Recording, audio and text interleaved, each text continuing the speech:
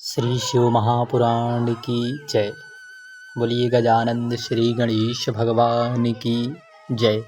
जय श्री कृष्ण। राधे राधे। आप सभी शिव प्रेमियों को श्रावण मास की ढेर सारी शुभकामनाएं। इस सावन मास में आप सभी प्रिय श्रोतागण सावन मास में श्री शिव महापुराण की कथा का रसास्वादन कर रहे हैं। पीछे के अध्याय में आप सभी श्रोतागणों ने श्रवण किया कि शिव जी की 8 मूर्तियों का वर्णन, और आज के अध्याय में श्रवण करेंगे भगवान शिव का अर्धनारीश्वर शिव का वर्णन, अर्धनारीश्वर स्वरूप का वर्णन की चर्चा आज श्रवण करने वाले हैं। निश्चित है कहीं ना कहीं भगवान शिव की कृपा और करुणा हम सभी पर बरस रही है। यही कारण है किसी ना किसी जन्म जन्मांतर में हमारा शिव से नाता रहा होगा, जो हमें इस सावन के मास में श्री शिव महापुराण सुनने का सौभाग्य प्राप्त हुआ है। और आपको बता दें, हर श्रोतागण के मन मस्तिष्क में ऐसा प्रश्न उठना कोई साधारण नहीं है, और शिव महापुराण की कथा सुनना सबके वश की बात नहीं है।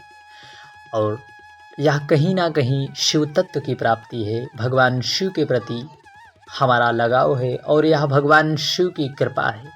तो आज के अध्याय में श्रवण करेंगे अर्धनारीश्वर स्वरूप। नंदीश्वर बोले, हे तात सुनो, अब शिव जी का अर्धनारीश्वर रूप का वर्णन करता हूँ। जब ब्रह्मा जी की रची हुई सृष्टि में विस्तार ना हो तो उन्हें बड़ी चिंता होने लगी, अर्थात उनके मन में चिंता सताने लगी। तब उनको चिंतित देखकर आकाश से यह आकाशवाणी हुई कि हे ब्राह्मण, तुम चिंता तनिक भी ना करो और मैथुनी सृष्टि रचो।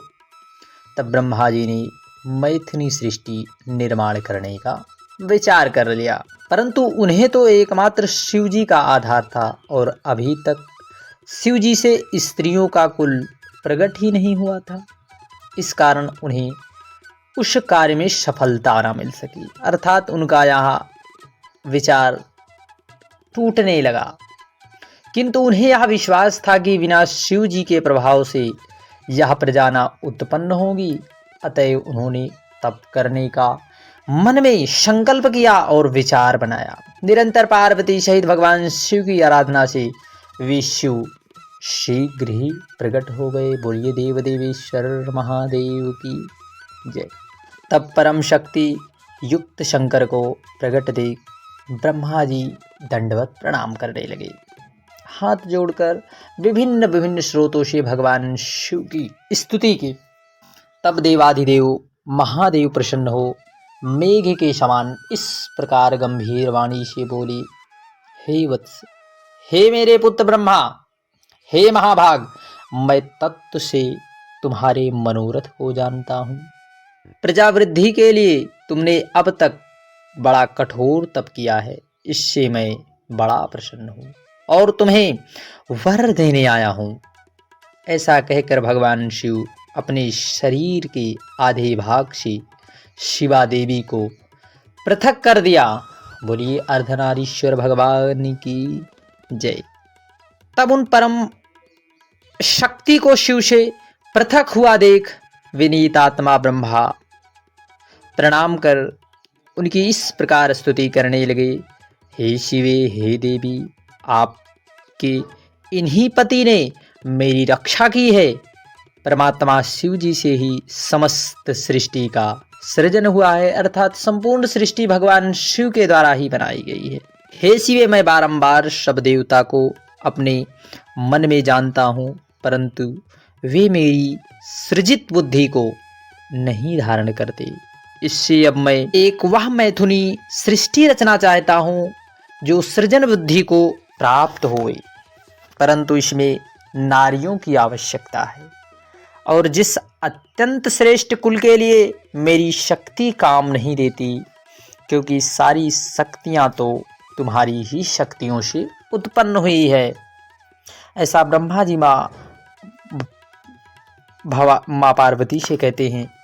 इसी कारण तुम ही सबकी ईश्वरी हो, अतएव मैं तुम पराशक्ति की प्रार्थना करता हूँ। हे शिवे, अब आप मुझे नारी कुल की सृष्टि करने की शक्ति दीजिए। आपको मेरा नमस्कार है। हे वर देवेश्वरी, मैं एक और तुमसे वर मांगता हूँ, वह कृपा करके मुझे दीजिए। हे जगन माता, आपको नमस्कार है। हे सर्वज्ञ, हे संसार की माता, आप अपनी एक ही सामर्थ्य से चराचर संसार की वृद्धि करने के लिए मेरे पुत्र दक्ष की पुत्री होइए।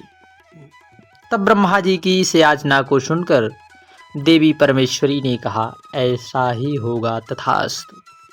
ऐसा कहकर उन्होंने ब्रह्मा जी को अपनी शक्ति दी। जगन्मयी शिवा ने तत्काल ही उस शक्ति के भौहों के बीच से अपने ही समान कांति वाली एक दूसरी शक्ति का निर्माण कर दिया।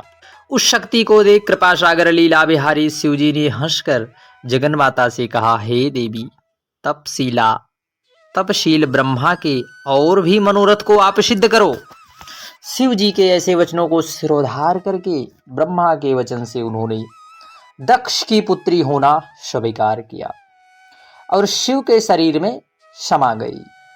समर्थ शिव जी अंतर्ध्यान हो गए। उसी दिन से संसार में स्त्री का भाग देना निश्चित हुआ। आनंद मग्न ब्रह्मा ने मैथुनी सृष्टि आरंभ की। वह अत्यंत श्रेष्ठ शिव जी का आख्यान मैंने तुमसे कह सुनाया, जो अर्धनारीश्वर नाम से सज्जनों का मंगल करने वाला है। जो पुरुष इस पुरुषदायक कथा को पढ़ता सुनता है, वह सब भोगों से भोग अंत में मोक्ष का भागी होता है। तब नंदीश्वर बोले, हे सर्वज्ञ सनत कुमार द्वारा रुद्र से कहा हुआ शंकर का चरित्र निरंतर ब्रह्मा को सुखदायक है। शिव जी बोले, हे ब्रह्मा, 7वें मनवंतर में 12 कल्प होगा, जिसमें कल्पेश्वर भगवान प्रकट होकर सब लोगों के प्रकाश रचने वाले होंगे। तुम वैवस्वतो मनु के परपोते होगे। उस मनवंतर में 4 युग होंगे और द्वापर के अंत में ब्राह्मणों के हितार्थ मैं उत्पन्न होऊंगा। हे ब्रह्मा, युग की प्रवृत्ति के अनुसार जब द्वापर का प्रथम आरंभ होगा, तब उसमें व्यास जी स्वयं प्रभु होंगे और कलयुग के अंत में शिवायुक्त श्वेत नामक महामुनि होऊंगा और हिमालय के छलांग में ब्रह्मा जी मेरे शिखर शिष्य होंगे। तब मुझ अव्यय से तत्व से जानकर और भी बहुत से भक्त होंगे। फिर द्वापर के सत्य नामक प्रजापति होंगे और कलयुग में मैं सुतारी नाम से प्रसिद्ध होऊंगा तथा उस युग में मैं बहुत से वेदज्ञ ब्राह्मण मेरे शिष्य होंगे, जैसे दुंदुम्भी, शत्रुप, ऋषिक और केतु। फिर ये चारों भी ध्यान योग से मेरे पूर्व को प्राप्त होंगे। इस प्रकार जब द्वापर का तीसरा चरण आवेगा, तब भार्गव व्यास होंगे और मेरे पुर के समीप ही वे दमन नाम के से प्रसिद्ध होंगे तथा वहाँ मेरे विशोक आदि 4 पुत्र उत्पन्न होंगे। ये व्यास के शिष्य होंगे और उस कलयुग में मैं उन्हें दृढ़ निवृत्ति का उपदेश करूंगा। फिर चौथे द्वापर में अंगिराज जी व्यास होंगे। उस समय मैं सुहोत्र नाम से प्रकट होऊंगा। वहां भी मेरे 4 पुत्र होंगे। वे चारों भी महात्मा होंगे हो जाएंगे, जिनका नाम सुमुख, दुर्मुख, दुर्धम और दुर्क्रम होगा। इस समय भी मैं व्यास के शिष्यों की सहायता ही करता रहूंगा। इसके पश्चात 5वें द्वापर में सविता नामक व्यास और मैं कंक नामक योगी एवं तपस्वी होऊंगा। तब शनक, सनंदन, सनातन और शरत कुमार ये 4 पुत्र होंगे। फिर 6वें द्वापर में लोकों के कर्ता तथा वेद विभाग कर्ता मृत्यु नामक व्यास होंगे और मैं लोकाक्षी नामक से व्यास की सहायता के अर्थ निवृत्त मार्ग को प्राश्रय दूंगा। इसी प्रकार जब 9वां द्वापर आवेगा, तब सारस्वत नाम वाले व्यास जी होंगे और उनके ध्यान से मैं ऋषभ नाम से प्रकट होऊंगा। तब वहां भी मेरे पाराशर, गर्ग, भार्गव तथा गिरीश यह 4 श्रेष्ठ योगी शिष्य होंगे, जिनके साथ मैं योग मार्ग को भी दृढ़ करूंगा। इस प्रकार मैं व्यास जी की बहुत सी सहायता करूंगा तथा बहुत से दुखी भक्तों का उद्धार करूंगा। मेरे इस ऋषभ नामक अवतार से संसार का बहुत कल्याण होगा। मेरे इस अवतार में भद्रायुत नामक राजा का पुत्र जो श्वेत दोष से मरेगा और जिसके कारण राजा बड़ा दुखी होगा, उसको ज्ञानोपदेश कर ऋषभ जी संतोष देंगे तथा उनके मृतक पुत्र को जिला देंगे। इस प्रकार के अनेक दिव्य अवतार होते रहेंगे और उसके प्रभाव से कितने ही सत्पुरुषों को सुगति प्राप्त होगी। ऋषभ जी का यह चरित्र परम गति देने वाला है। आगे के अध्याय में भगवान शिव के अन्य अवतारों की चर्चा करेंगे। हरे कृष्ण।